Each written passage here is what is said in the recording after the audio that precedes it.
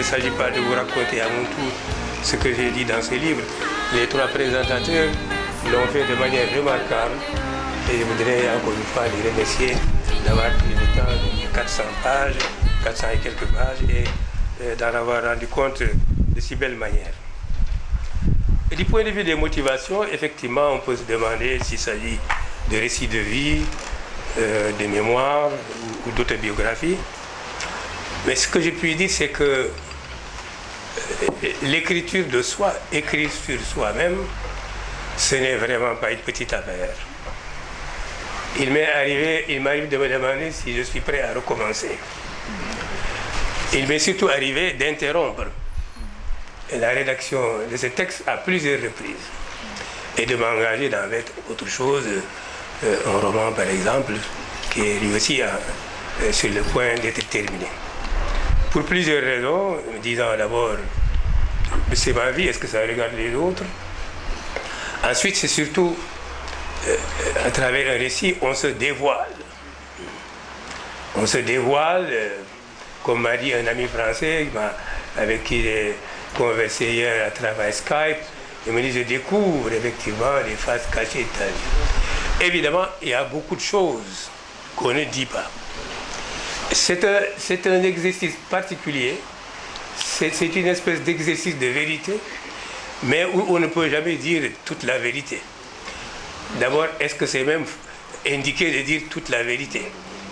Et bien sûr qu'il y a beaucoup de choses que je n'ai pas dites et que je ne dirai jamais. Mais c'est un exercice également, par un autre côté, intéressant parce que la littérature universelle montre quand même que beaucoup d'hommes se sont livrés à cela, qu'il y a des exemples fort intéressants, que par-delà l'aspect de vie personnelle, il y a quelque chose qui consiste à témoigner de notre appartenance commune à une humanité et de voir ce que nous avons en partage et ce qui est différent.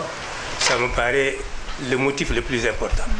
Mais pour aller de l'avant, je l'avoue, ce sont mes enfants et c'est mon épouse qui ont poussé en me disant où est-ce que tu en es, pourquoi tu as abandonné.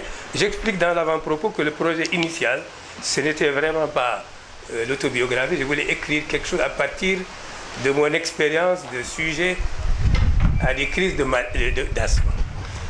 Les moments de rémission et de crise qui peuvent affecter la vie professionnelle, la vie de tous les jours, dont je vois sur ma famille qu'elle a des conséquences, etc. J'ai pensé qu'en développant une réflexion là-dessus, c'était une manière peut-être de dominer cela, non pas une façon de catharsis, mais une manière d'accompagner cela pour bien le dominer d'une certaine façon. Mais j'ai dévié par rapport à l'idée initiale qui consistait effectivement à m'en tenir simplement à cette réflexion sur le plaisir et l'ennui avec leurs équivalents. Et je crois que c'est les enfants et mon épouse qui m'ont demandé de dire quelque chose sur la famille et j'ai donc fondu les deux projets. C'est un exercice périlleux parce qu'on se dévoile, parce qu'on prend position aussi sur des questions d'une très grande importance comme la vie familiale, mais la vie politique aussi, où je me suis prononcé sur des grandes questions, mais également sur le sens que l'enseignement a revêtu pour moi. C'est mon métier. Je crois que la plus grande partie de ces livres concerne la vie d'enseignant. C'est notre vie pratiquement, ce qu'elle représente. Et je voudrais finir avec cette présentation, disons, ce mot succès, en mettant l'accent sur deux aspects, principalement. Si je devais dire d'un mot ce que ce livre a eu comme thème principal, je dirais que c'est la question de l'identité, qui est une question extrêmement difficile, une question complexe. Qui sommes-nous et que sommes-nous?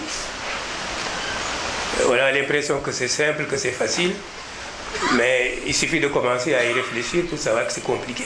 C'est un peu ce que Saint-Augustin disait à propos du temps. On croit savoir ce que c'est, mais si on vous demande de dire ce que c'est effectivement le principe, ça s'appelle quoi? C'est très compliqué. La question de l'identité est aussi comme ça.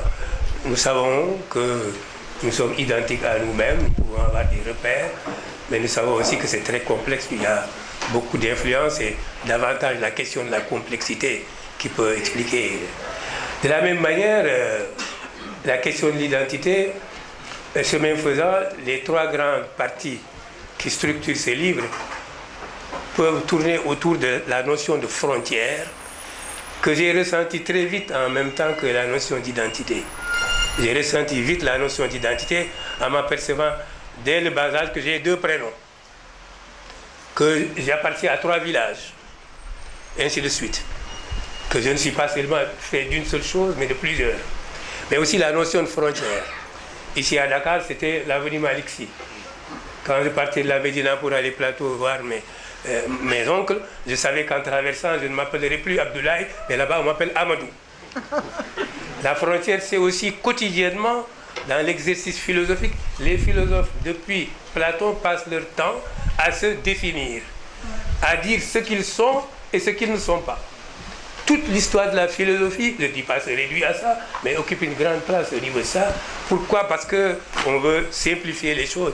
On va aller vers l'essence des choses, alors que la réalité est certainement plus complexe.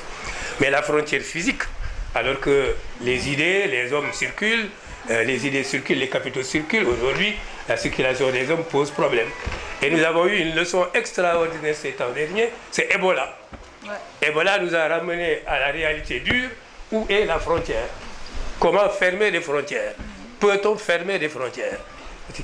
Mais la frontière aussi, c'est entre la maladie et la santé, qui était la motivation première et qui est le chapitre dernier. Qu'est-ce que la maladie et la santé?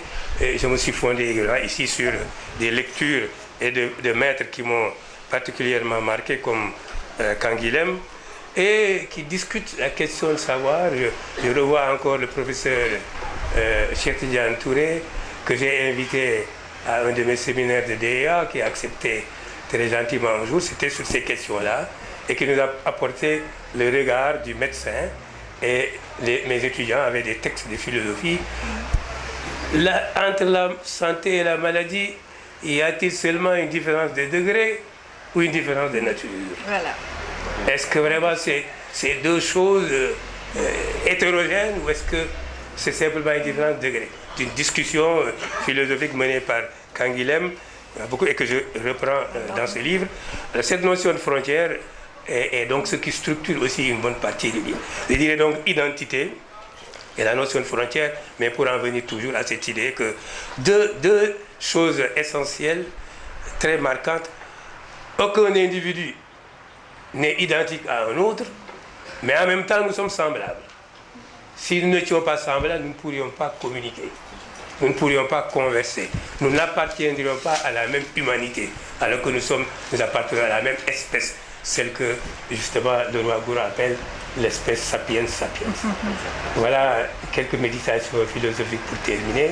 Mais j'ai voulu aussi faire de ce livre un livre de souvenirs pour m'amuser un peu de moi-même, de ces gens que j'ai rencontrés, etc.